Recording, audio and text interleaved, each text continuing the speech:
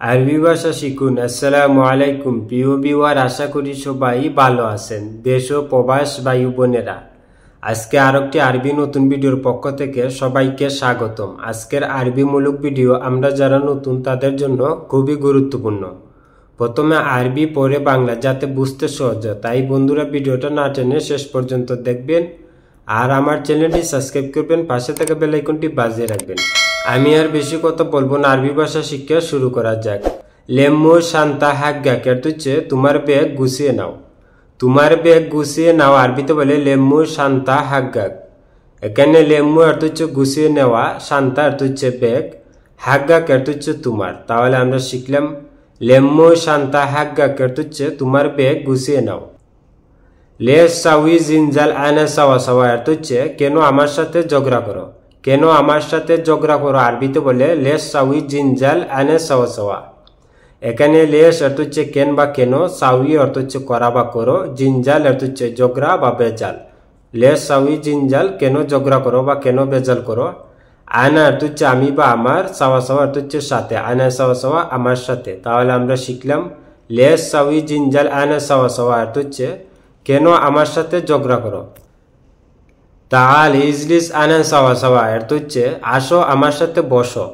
আসো আমার সাথে বসো আরবিতে বলে তাল ইজলিস আনা সাওয়া সাওয়া। এখানে তাল এর হচ্ছে আসা বা আসো বা আসুন, ইজলিস এর হচ্ছে বসা বা বসুন।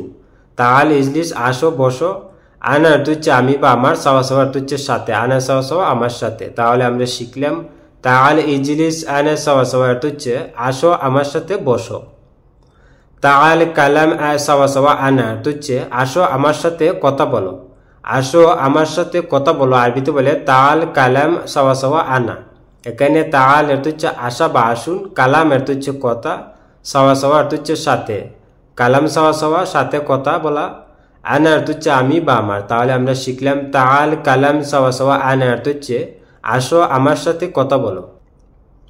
মাফি জিনজাল আনা সাওয়া সাওয়া এর হচ্ছে আমার সাথে ঝগড়া করো না। আমার সাথে ঝগড়া করো না বা আমার সাথে ঝগড়া করবে না আরবিতে বলে মাফি জিনজাল আনা সাওয়া সাওয়া। এখানে মাফি অর্থ হচ্ছে না বানাই, জিনজাল অর্থ হচ্ছে ঝগড়া বা বেজাল। মাফি জিনজাল ঝগড়া করো না বা বেজাল করো না। আনা অর্থ হচ্ছে আমি বা আমার, সাওয়া সাওয়া অর্থ হচ্ছে সাথে, আনা সাওয়া সাওয়া আমার সাথে। তাহলে আমরা শিখলাম মাফি জিনজাল আনা সাওয়া সাওয়া অর্থ হচ্ছে আমার সাথে ঝগড়া করো না বা আমার সাথে বেজাল করো না। সাউই হাদা অর্থ হচ্ছে এটা করো। এটা করো আরবিতে বলে সাউই হাদা। সাউই অর্থ হচ্ছে করা বা করুন, হাদা অর্থ এটা। সাউই হাদা এটা করো। মিন একদার হাদা অর্থ হচ্ছে এটা কে করতে পারবে। এটা কে করতে পারবে আরবিতে বলে মিন একদার হাদা। এখানে মিন অর্থ হচ্ছে কে বা থেকে, একদার অর্থ হচ্ছে পারা বা পারবে, হাদা অর্থ হচ্ছে এটা। তাহলে আমরা শিখলাম মিন একদার হাদা অর্থ হচ্ছে এটা কে করতে পারবে। ইনতা ইয়েস শুগুল মালুম এর হচ্ছে তুমি কি কাজ জানো। তুমি কি কাজ জানো আরবিতে বলে ইনতা ইয়েস শুগুল মালুম। এখানে ইনতা অর্থ তুমি, ইয়েস অর্থ হচ্ছে কি, ইনতা ইয়েস তুমি কি, শুগুল এর হচ্ছে কাজ, মালুম এর হচ্ছে জানো বা বুঝো, শুগুল মালুম কাজ জানো। তাহলে আমরা শিখলাম ইনতা ইয়েস শুগুল মালুম এর হচ্ছে তুমি কি কাজ জানো বা তুমি কি কাজ বুঝো।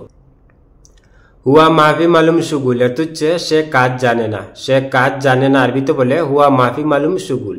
এখানে হুয়া অর্থ হচ্ছে সে, মাফি অর্থ হচ্ছে না বানাই, মালুম অর্থ হচ্ছে জানা বা বুঝা। মাফি মালুম জানে না, শুগুল অর্থ হচ্ছে কাজ, হুয়া শুগুল সে কাজ। তাহলে আমরা শিখলাম হুয়া মাফি মালুম শুগুল অর্থ হচ্ছে সে কাজ জানে না বা হুয়া মা আরফ শুগুল সে কাজ জানে না।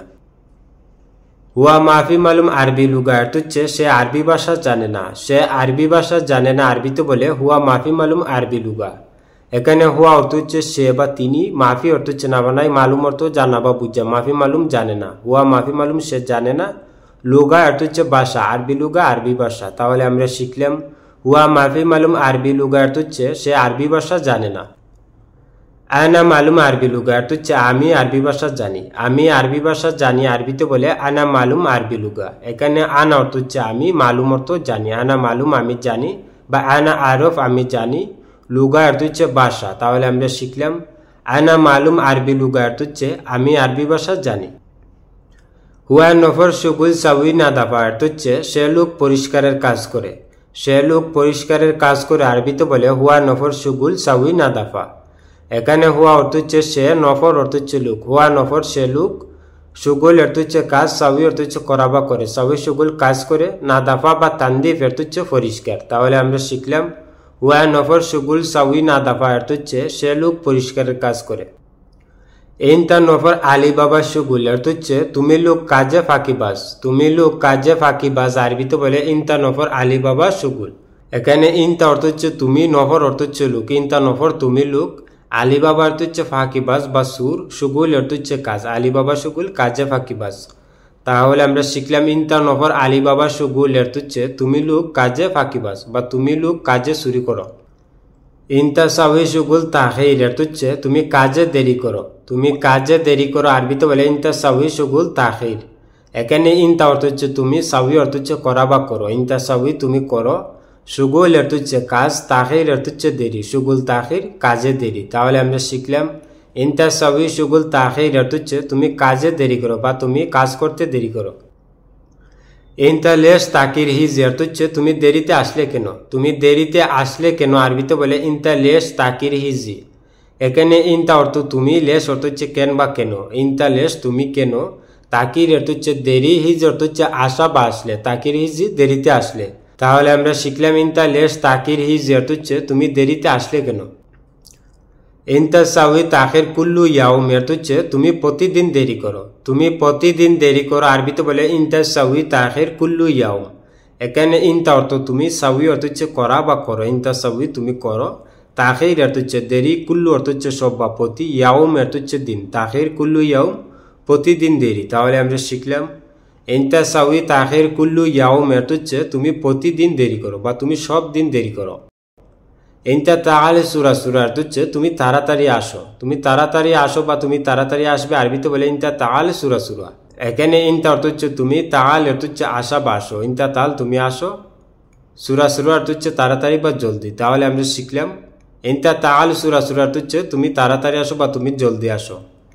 ওয়েন সাকেন ইনতা অর্থ হচ্ছে তুমি কোথায় থাকো, তুমি কোথায় থাকো আরবিতে বলে ওয়েন সাকেন ইনতা।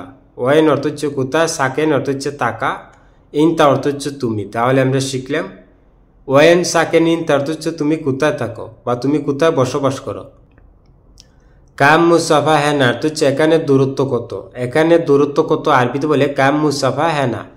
কাম অর্থ হচ্ছে কত, মুসাফা অর্থ হচ্ছে দূরত্ব, হেনা অর্থ হচ্ছে এখানে। তাহলে আমরা শিখলাম কাম মুসাফা হেনা অর্থ হচ্ছে এখানে দূরত্ব কত।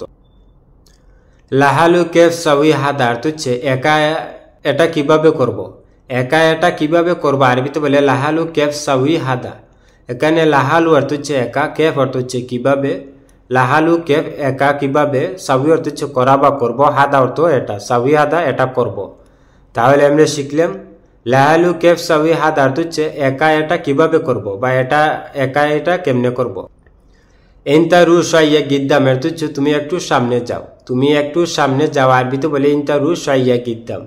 এখানে ইনতা অর্থ তুমি, রু অর্থ হচ্ছে যাও বা যাও, ইনতা রু তুমি যাও, সাইয়া অর্থ হচ্ছে একটু, গিদ্দাম অর্থ হচ্ছে সামনে, সাইয়া গিদ্দাম একটু সামনে। তাহলে আমরা শিখলাম ইনতা রু সাইয়া গিদ্দাম অর্থ হচ্ছে তুমি একটু সামনে যাও। বন্ধুরা ভিডিও আজ এই পর্যন্তই শেষ করছি, দেখাও আবার নতুন কোনো ভিডিও নিয়ে। সবাই সুস্থ থাকেন, ভালো থাকেন, অবশ্যই আমার চ্যানেলটি সাবস্ক্রাইব করবেন, পাশে থাকা বেল আইকনটি বাজিয়ে রাখবেন। যারা অলরেডি আমার চ্যানেলটি সাবস্ক্রাইব করেছেন তাদেরকে অসংখ্য অসংখ্য ধন্যবাদ। সবাই সুস্থ থাকেন, ভালো থাকেন, খুদা হাফেজ।